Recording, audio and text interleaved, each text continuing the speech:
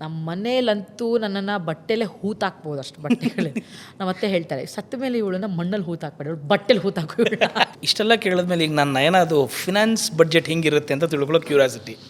Because ನಯನ ಪೀಕ್ನೂ ನೋಡಿದ್ದಾಯಿತು, ಒಂದಷ್ಟು ತಿಂಗಳುಗಳ ಪಾಪ ಕೆಲಸ ಇಲ್ದಿದ್ದು ನೋಡಿದಾಗಿದೆ. ಹೌದು, because you are right person ಹಂಗೆ ಅನ್ನಿಸ್ತು. ನಂದೇನಂತ ದೊಡ್ಡ ಖರ್ಚೇನಿಲ್ಲ. ನನಗೀಗ ಯಾರಾದರೂ ನನ್ನ ಹತ್ರ ಬಂದುಬಿಟ್ಟು ನನಗೆ ಆ ಥರದ್ದು ಬಟ್ಟೆ ಚೆನ್ನಾಗಿತ್ತಲ್ವಾ ಅಂದ್ಬಿಟ್ಟು ನಾನು ಕೊಡಿಸ್ಬಿಡ್ತೀನಿ, ತೊಗೊಂಬಿಡು ಅಂತ. ಅಷ್ಟು ಧಾರಾಳ ಕೈ ನಂದು. ಈ ಕೈನ ಕಟ್ಟಾಕಿರೋದೇ ನಮ್ಮ ಅತ್ತೆ. ಯಾವಾಗಲೂ ಬೈತಾ ಇರ್ತಾರೆ, ಏನಿಷ್ಟು ದುಡ್ಡು ಖರ್ಚು ಮಾಡ್ತೀಯ. ನೀವು ನಂಬಲ್ಲ, ಒಂದು ಟೈಮಲ್ಲಿ ನಾನು ಹೋದರೆ ಸುಮ್ಮನೆ ನೋಡ್ಕೊಂಬರೋಣ ಅಂತ ಹಿಂಗೇನಾದರೂ ಚಿಕ್ಕಪೇಟೆ ಇಲ್ಲ ಕಮರ್ಷಿಯಲ್ ಹಿಂಗೆ ಹೋದರೆ ಮಿನಿಮಮ್ 40,000 ಶಾಪಿಂಗ್ ಮಾಡ್ತೀನಿ. ಯಾವಾಗ ಕೊರೋನಾ ಬಂತಲ್ವ, ಆವಾಗ ಒಳ್ಳೆ ಪಾಠ ಕಲಿಸ್ತು ನನಗೆ.